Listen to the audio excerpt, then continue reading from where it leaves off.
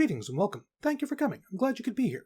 Before we begin, please take a moment to smash those like and subscribe buttons and maybe drop us a comment down below. It all helps save the hungry algorithm, and it also keeps us from having to feed it virgins. And while you're at it, go ahead and check us out over on Patreon. Lots of cool stuff going on over there. And let me give a real quick shout out to my Tier 4 patrons. Russ of the Frozen North, New 5AC, Nick, and Zachary Langmead. Thank you very much. And now, on with the story. The Deathworlders, a story by Philip R. Johnson, a.k.a. Hambone, Hambone 3110, and Hambone HFY. Chapter 23, Back Down to Earth, Part 6. Date point, 2 years, 2 months, 2 weeks, 1 day, AV. Vancouver General Hospital, Vancouver, British Columbia, Canada, Earth. Zhu Shang. White. White and beeping. And sort of a soft blue. Greens, too. Hints of a scarlet light, and a click-hiss valve noise that corresponded to a strange pressure in her chest. Blink, frown, focus. A question floated across her mind in 3 languages. Where ye nyai? That wasn't right. Wokinai? Shiam nyalai? So hard to think. She tried to take a calming breath, clear her head, and something started to make an alarming sound. Zhu? Zhu? Nurse! Nurse, help! Purple. Moving purple and dark skin, and a soothing tone, like Ima comforting a wailing cub. It's okay, it's okay. She's just awake. It's okay. Shh. Darling, don't fight the ventilator. It's okay. It's okay, you're safe. Zhu? What was a Zhu? Oh. Right. Nurse. Ventilator. Hospital. Earth! So hard to think, but those strangers by her bedside. The tiny elderly woman in tears. The skinny old balding man holding her hand with stress plowing his forehead. The tall fat man behind them with his hands on their... No, this was wrong. She didn't have a big brother. Her parents were... Okay, honey, shh. Calm down. I'm sorry, this is really distressing her. We'd better put her under again. It's okay, darling. You're just not ready yet. It's okay. Something in her left hand. Something that made all the wrong go away. Something white. And colors. Cards by her bed. Get well soon. We missed you. Welcome home. There was no beeping this time, no hissing or clicking, nothing in her throat doing her breathing for her, just, yes, a drip in her hand and a darkness outside the window. Warm yellow light through a slightly ajar door, admitting hushed conversation. Zhu sat up cautiously. She was alone. She had time to gather her thoughts, assess the situation. Fact check. She was in a hospital, with a drip in her hand. The gravity felt normal. The air had a certain richness to it, warm and nourishing. She couldn't tell what the voices outside were saying. Their volume was much too tactful for that, but the cadences sounded English. She carefully selected the right word. Hello? The conversation outside ceased, and there were brisk footsteps. A rustle of scrubs, and a middle-aged nurse poked her head round the door. Her face lit up on seeing Zhu. Oh, hi! Zhu froze, having not planned the conversation this far ahead. Hi, oh, it's okay, honey. You're just a bit disoriented right now, eh? A little, Zhu nodded. I'm in Vancouver? Yep, the nurse patted her head. I'm Liz. Am I okay to sit down? Sure. Liz did so, settling comfortably next to her. You and your friends made quite a stir when you showed up. You especially. I did? Oh, where am I? I'm sorry. Can I get you something, sweetie? No solids until the doctor says otherwise, but I could call up for some soup. Actually, that'd be really nice. Yes, please.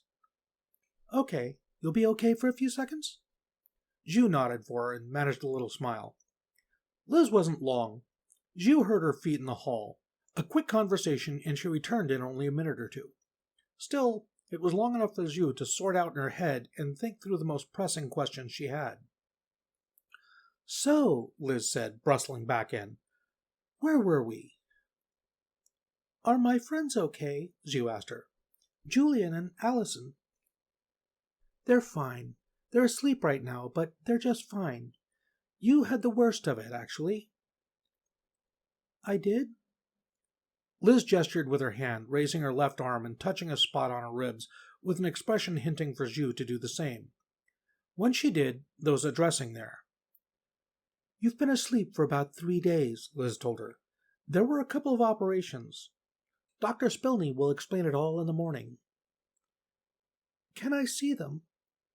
In the morning, sweetie. You're all pretty badly hurt. You need to rest. Liz's tone was kindly and comforting, but firm enough to convince Zhu she wouldn't get her way there. She looked at the cards on her bedside again. We caused a stir.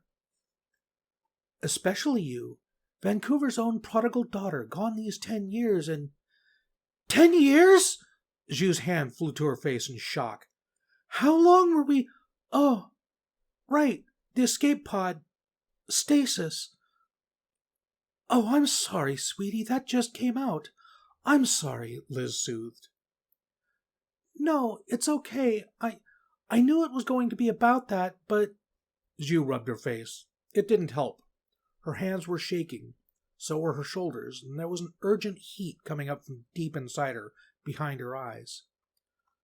Liz, demonstrating the sixth sense of mothers and nurses the world over, pulled her into a hug before the tears even arrived, and let her get it out of her system. I'm home. God, I made it. I'm home.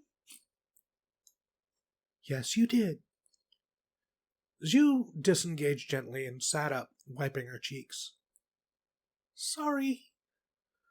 Don't even apologize to me, sweetie. It's okay. Liz smiled warmly and indicated that Zhu's soup had arrived sometime while she hadn't been paying attention. Zhu didn't need prompting. She scooped it up and, after a tentative sip to make sure it wasn't too hot, devoured the lot. It wasn't the greatest soup ever, but it was warm. It was comforting. It was chicken. It was amazing how many things in the galaxy didn't taste like chicken. And it lasted maybe 30 seconds. Phew, Liz made an appreciative noise. You needed that, eh? Oh, God, yes. Zhu wiped a little from the corners of her mouth, trying not to be embarrassed. Do you think you can sleep some more? You really should. It surprised Zhu to note that she was in fact feeling exhausted. Hadn't she been asleep for a few days? But Liz's suggestion actually sounded really good right now. Yeah, I think I can, she said. Okay, we'll be just outside if you need anything. Call if you need anything. Zhu promised that she would and settled back into her pillow. Liz fussed gently in making sure she was properly tucked in, then bade her good night and left, leaving the door open. That left only the ceiling in the dim light and one thought as Zhu fell asleep. I'm home. Date point. 10 years, 2 months, 2 weeks, 1 day AV. Byron Group Head Offices, Omaha, Nebraska, USA, Earth. Kevin Jenkins. My God, what happened? Kevin could see why the question was being whispered. Moses Byron, who was always the picture of smiling confidence and vitality, looked stressed, pale even. Rather than striding into the room in his usual blustering style, he more shuffled, thoughtfully. Did somebody die? Shh. Byron took a moment to survey the crew of BGEV-8, assorted board members and department heads, and cleared his throat. "Been a development," he croaked, and cleared his throat again.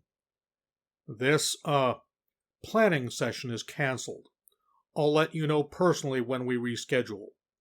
For now, he coughed. Rachel, recall GEV-9 and GEV-10. Tell them under no circumstances are they to use their jump drives. They've got to come back the old-fashioned way." "Mr. Byron, that'll take them months," somebody protested. Moses held up his hand. "I know, and I ain't changed my mind. Oh, and, Trevor, some fine folks will be along later today to take a good look at your department. Give them full access to everything. And I mean everything, including Project Ophanim." Nobody said a word. They just exchanged bewildered and slightly scared expressions. Finally, Byron spoke again, looking at Kevin. "Everybody whose name isn't Kevin Jenkins, go find something to do. I don't care what it is. Go home early if you want to. Go on." People practically fled. "Based on the little, chat I just had with the halls of power in this great nation of ours," Byron began, once the last door was closed, "it seems I need to hire me a no-man. Somebody who, if I've got 50 people kissing my ass and telling me we're golden, if I look at you and you shake your head, we bury the idea and never speak of it again. Sound like something you can do?" "Does this thing come with a salary?" Kevin asked. He judged it correctly. Byron laughed. "Ha! And an office," he said. "Though if half the things I hear about your cooking are true, I might include attending to the comestibles on your list of duties." "I could be persuaded to take a job like that." Good. Byron cleared his throat again. "We dodged a bullet by this much," he confided, holding up two narrowly spaced fingers for illustration. "Dodged at least two by my count." "Yeah. I'll see you in the office tomorrow. You got a place to stay?" "HR already got my hotel room sorted out," Kevin told him. "Guess I'd better see them about getting somewhere more permanent, huh?" "You do that," Byron agreed. He shook Kevin's hand and wandered out of the room, clearly still deep in thought. Kevin's mission pay had already been sorted out, and thanks to the miracle of modern digital banking, calling and paying for a taxi were effectively the same thing. He'd planned on leaving Earth forever. He distantly remembered how the word had felt as he spoke it. Forever. Not for 5 years, not until something better came along. Forever. Get himself out of his estranged daughter's life and never look back. It was the first time he'd even thought of her in years, and he ambled through the hotel lobby and into the elevator in a pensive mood, only shaking himself back into the here and now as the doors opened with a chime. He was about to swipe his phone to open the door lock when a thought occurred to him. Experimentally, he knocked on his own hotel room door. "Come in." The door wasn't locked, and Special Agent Williams was sitting in the large, comfortable chair by the window, putting down a tablet. "Well done," she added. "You have good instincts." "Save it," Kevin muttered, and sat on his bed. "Look, Williams." "Ah," she raised a finger. "Small note on tradecraft for you. Williams is a cover name. Professionally and to you, I go by Darcy. Special Agent Darcy, if you want to be formal." "Darcy, huh? That a fake name, too?" "If it was, why would I tell you?" She smiled again. "I would have introduced myself as Darcy if you hadn't dug up Williams to say hello." "Pardon me for spoiling your entrance," Kevin deadpanned. "So, what, are you offering me a job as well?" "I am," she agreed, "though I suspect the title won't be as impressive as whatever it is Byron's calling your new role." "Comestible attendant." Either Darcy's professional facade genuinely did slip for a moment, or else she was by a league the most flawless liar Kevin had ever met. "Ha!" she giggled, and raised a hand to cover her mouth. "Oh, that's good. I like that." "So, what would my job be?" Kevin asked her, deciding he probably had got through to the real woman under the Company Act, whoever she was, and allowing himself a satisfied smile. Oh, exactly the same as you're doing for Mr. Moses Byron. Veto any ideas of his that strike you as unwise. You'll need, well... She hefted a light black satchel from beside her chair and handed it to him. Inside was a brand new Samsung tablet still in its box, and some kind of black device to attach to it. What's the box do? Kevin asked her. Encryption, decryption, secure communications, Darcy shrugged. Don't plug it into any device other than that tablet. What'll it do? Explode? No, it just won't work. But it would still technically be a felony. Communication with what? Kevin pressed. A secure server, Darcy said, full of briefings and reports and documents that you'll need to read, though I suspect that a lot of what's in there won't come as much of a surprise to you. Kevin nodded. Just 2 more questions. Darcy sat back and delicately crossed her legs. Shoot. 1. Why me? I ain't exactly the model of ambitious patriotism, you know.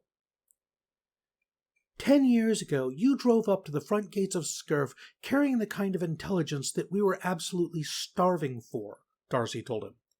You've clearly got something that does the job of ambition, even if it's just that you'd rather not get nuked from orbit. Certainly you're smart enough to know that it's a real possibility, and you've taken active steps, potentially at risk to your own liberty in person, to combat it, she inclined her head.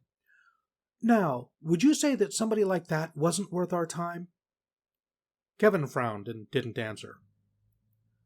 What's your second question? Darcy prompted him eventually. Does this thing come with a salary? Date point. 10 years, 2 months, 2 weeks, 1 day AV. HMS Charmin, HMNB Folktha, planet Cimbrean, the far reaches. John Burgess. Whoa, hey, I thought you were done for the day, man. Adam just shrugged and hung his light bag by the door. I took a day. Gotta sort out some things, get my head right, but you know me. I gotta be doing shit to think right, you hear me? I hear you, John agreed. I was gonna lift. Nuh-uh. We're wrestling. Now. 50 seconds later, the mat was grinding painfully against John's face, and his left arm felt like it was 1 newton of force, at most, from dislocating. So, Adam shifted his posture just a little bit while John's feet scrabbled ineffectually for purchase. Let's talk about how you kept my cheating ex's secret for her, brother. Date point. 10 years, 2 months, 2 weeks, 5 days AV. Folktha, planet Cimbrean, the far reaches. Ava Rios. Ready? No. They're calling. I know, Ava took one last look. It would have been nice to think of Folktha as her home, but it wasn't. Not anymore. Not really. It was all white buildings and parks and streets now. There were cars. There was the beginnings of a rail network to connect the outlying farms and villages. There was a thriving street or two full of shops. There was a supermarket. There were paved roads, advertisements, a neon green cross of a pharmacy. It was a town now. It wasn't the Folktha she'd lived in. She could remember the little wooden chalets tucked between the native trees. She could remember being happy in a place that might have been here, but wasn't. She could remember, but that's all it was. Memory. I'm ready. Charlotte and Ben waved sadly to her from beyond the glass. She'd already said goodbye to Gabe and Adam. She wasn't surprised he hadn't come. Jess had work. Haley had left Cimbrean years ago. She'd presented her passport, stepped through the security arch, shuffled into place on the jumper ray's deck alongside Sean, and fidgeted as the last few people did likewise. The gate was closed. There was a countdown and she was on Earth. The Earth end of Byron Group's commercial jump array was Hamburg Airport, and Ava could sense being on a different planet, even if the architecture hadn't subtly and confusingly changed without so much as a flicker. Folktha's municipal gravity generator might have exactly duplicated Earth's gravity, but it couldn't duplicate the heavy richness of the air. It was like coming down from mountaintop to sea level. It was warmer, denser, more oxygenated, and more humid. Earth was a hot planet by galactic standards, and doomed to get hotter despite the rapid 180 in carbon dioxide production over the last 8 years. She could taste and smell that fact in every breath. So, Hamburg, she hoisted her bag. Beside her, Sean snapped the drag handle up from his and kicked it over into his hand. Yep. Are we flying back to London? That's cheapest, Sean agreed. How cheap? 50 quid each. Good. They passed through another security arch. I can afford that. I won't hear of it, Sean told her. You're going to need that money. But you're going to need a job. That means buses and the tube and maybe a taxi or two. So keep your money and use it. You can pay me back once you're earning. You can afford that? She asked. I've been writing articles for a bunch of different news sites and blogs, working part-time at Spoons, Sean shrugged. I can afford it. Just.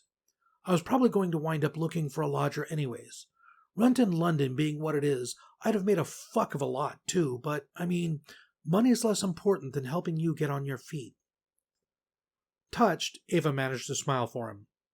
Besides, Sean added, I've got something coming up. My Uncle Simon gets back from Angola next week. If he follows through on what he was talking about in his emails, maybe you and me, we could land on our feet. What's he doing in Angola? Covering the election for Reuters. Ava noted, glancing at the corporate advertisement for the jump array, Earth and Cimbrean, photographed from orbit and connected by a line that cycled through all the classic, vivid fiber-optic colors with the tagline, One Small Step. Moses Byron talks a good game, Sean agreed. Hell, it seems like he walks his talk too. I'm just not... I don't know. Do you trust anybody who's got that big that quickly? Ava shrugged. People like his whole ethics and integrity brand, even if it is just an act for the cameras. He's playing that part to the hilt. Is that the same thing as actually being ethical, though?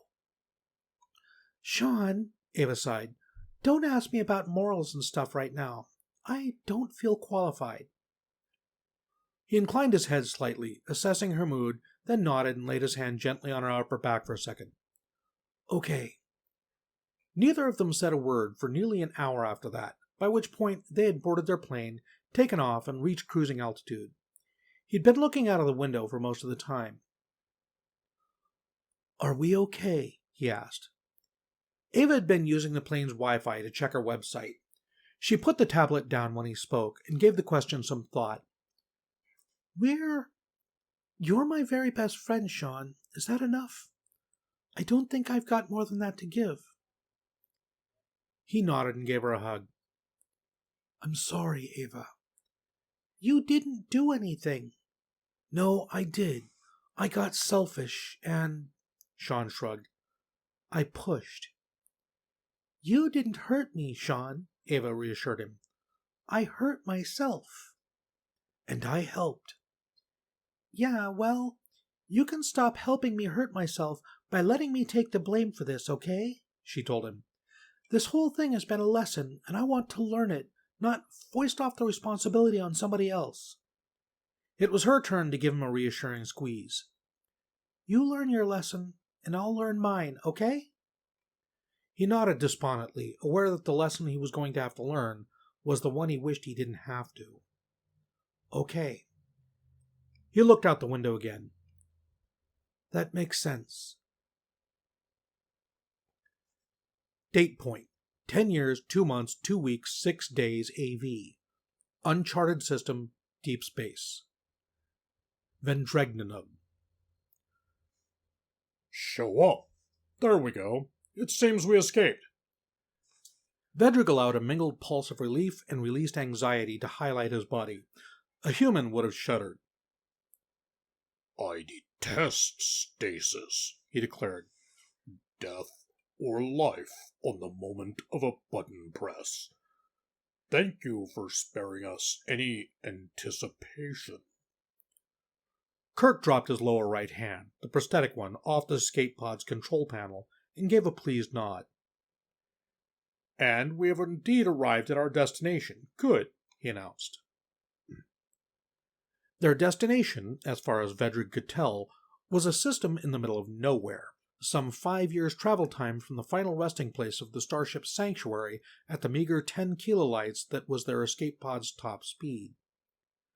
Without the stasis field, they would have starved to death before completing even a fraction of that journey, and theirs was one of the largest, fastest, and best-equipped life pods in their late ship's stable. Most of the others had been much smaller, cruder, and slower. As it was, both of them glanced in the corner and mutually decided not to discuss the Deathworlder in the room. Lewis had come scrambling into their escape pod seconds before Kirk had sealed it, babbling about Sanctuary's port living area taking a bad hit and separating him from the others. He was now slumped against the wall with his arms and knees and forehead resting against them. The escape pod's sensors had reported that all other life rafts had launched alongside theirs moments before Amir had suicidally rammed and destroyed a hierarchy dreadnought.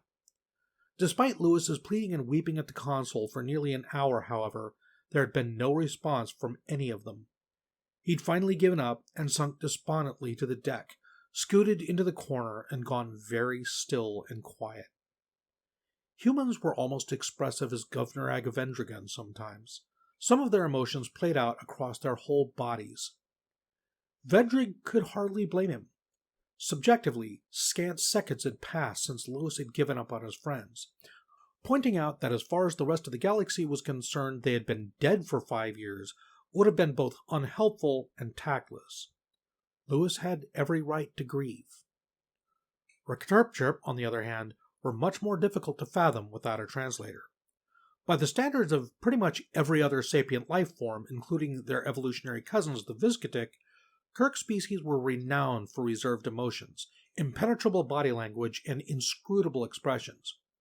But if the way Kirk had paused upon glancing at Lewis and then patted the grieving human awkwardly on the shoulder was any indication, he was feeling the loss just as intently.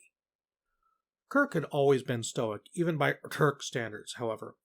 He turned back to the controls and indicated them to Vedrig. You see? Vedrig scrutinized the sensor readings. That, he noted, with a squish of accusatory maroon, is one of the 2 system defense force fields stolen from a secure military facility of my people, the other of which now protects Cimbrean, I believe.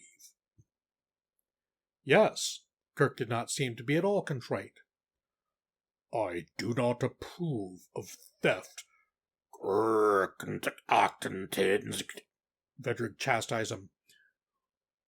Would you have given permission if I had asked for them? No. Then theft was the only option. Kirk tapped some commands and spoke something untranslated in his native tongue, a sound like a handful of gravel being tossed down a staircase. I beg your pardon? Vedrig asked him. Kirk just made a satisfied nod, then carefully enunciated a stream of rattling domain syllables into the comms console. The system force field deactivated.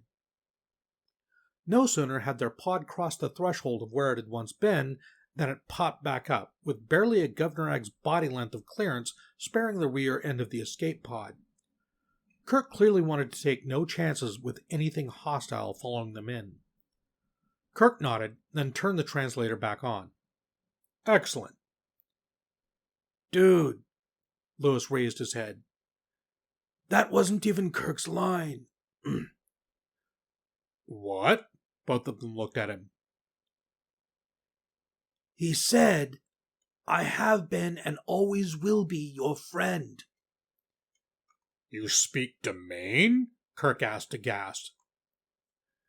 No, I understand domain. Lewis hauled himself upright. I couldn't speak domain if you cut my throat. Where are we? How do you understand domain? Kirk demanded. Dude, I've spent months on the same ship as you. I studied it. But you shouldn't be able to understand it, Kirk protested. It's a language, isn't it? Lewis shrugged. Fuck, I can't pronounce Welsh either, but I could learn that just fine if I wanted. Now, where are we, and why is it so goddamn important that you quote Spock at the force field? Kirk stared at him for a bit, then creaked a prolonged Returk throat clear, then called up the system navigation display as the life raft boosted up to 2 lights and headed inwards. The system has no official name, and I'm not sharing its coordinates as much as I trust the both of you, he said. Officially, it's unexplored.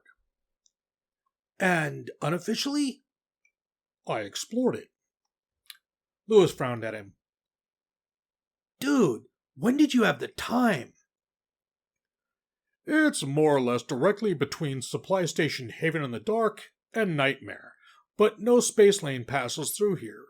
At Sanctuary's kind of speeds, going cross-country meant having to stop to ground the hull charge on almost every system, and this one has an appropriate gas giant. So why are we here? Vedrick interjected, shading himself to indicate curiosity. I found something. What did you find? I found out what happened to Merorke Station. Vedrick glowed a cocktail of surprised royal blue and solemn green, but Lewis just gave them a confused frown. Dude, not everyone in this boat trip's up to speed on galactic everything, he told them. What's Merorke Station, and what happened to it? Merorke was a Kurumbura research outpost on the Levian frontier, Kirk explained. That's a cluster of stars in extreme, up. That is, perpendicular to the galactic plane, in the direction conventionally known... I know what up means, dude, Lewis snapped. What happened to it? It vanished. And turned up here? Yes. So, we're going to dock there? Kirk hesitated. Yes. How do you do that? Vedrick objected. How do you jump to accurate conclusions so quickly? All humans do it. It's infuriating. Lewis frowned at him with his mouth slightly open. How do you not? He countered. I mean, why the fuck else would we be here? To take a selfie? We aren't Deathworlders, Kirk pointed out. But you've still got a working fucking thinker, Lewis exclaimed, nonplussed. Don't give me the ancient evolution life or death bullshit, whatever. I'd expect anyone to see that one coming unless the only thing their brain's for is holding up their fucking hat. The 2 non-humans looked at one another. Then Kirk, with an air of extreme delicacy, cleared his throat again. Lewis, are you okay? Lewis laughed an incredulous note. Are you serious? Dude, are you forgetting the bit where our friends just got killed? Because that has harshed my mellow a tiny fucking bit. He pinched his fingertips a half-inch apart and peered through the gap to emphasize the point. Will shouting at us bring them back? Kirk asked. What? Well, no. Then what good does it do? Kirk folded all 4 of his arms. So what? You're not even going to give the 4 of them any more than, a minute's consideration? Lewis asked. Lewis? Goddamn herd Xenos, man. Fuck! The human spun away into the back of the pod, slumped against the wall, rubbed his face, then barked an order at the pod. Privacy field! It snapped on in a fuzz of white noise and mercifully obscured him from view.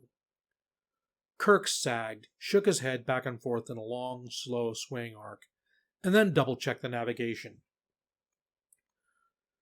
Do you have any thoughts on how to help him?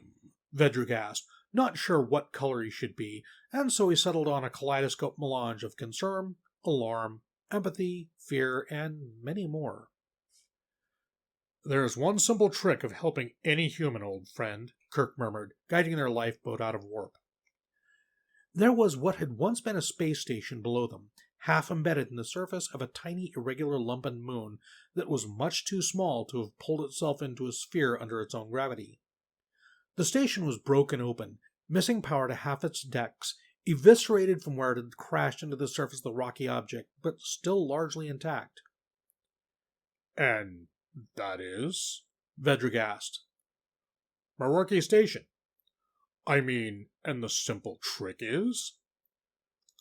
Kirk ordered the lifeboat to dock with the station's one remaining powered bay and turned to face him. You give him the means to fight back. Good morning, good afternoon, and good evening. I'm the Casual Deathworlder, your host, and this has been the conclusion of The Deathworlders, Chapter 23. I hope you enjoyed listening to it as much as I enjoyed bringing it to you. If you enjoyed it, please go ahead and hit those like and subscribe buttons down below and maybe drop us a comment. And, as always, a huge shout out to my editor, Graygor. Thank you very much, buddy. Okay. Moving right along, starting next week, hopefully, assuming nothing weird goes on at work, we will be beginning Chapter 24. So, we are catching up. Sadly, unfortunately, I think this one has overrun the 25-minute time limit that I set. So I don't know how to fix that and bring these down, other than, cut them down to fewer and fewer pages, which is annoying. I'm figuring this one is currently at 48 minutes approximately. I'm guessing it's going to cut down to 40 after Gregor cuts out all my fuck-ups. I guess we'll see. But I need to try and get these down to 25 minutes or less for the algorithm. So we'll see. Okay. Question. Who's got the question? Fishing. How many into fishing? What's your favorite thing to fish for? And what's your best big one that got away story? Leave your answers in the comments down below. Until next time, be safe, be well. I love you all. Bye-bye. Once more unto the thing, Gregor, once more! Or we'll seal the wall up with our literary dead. Got that? Good. Okay, moving hastily along.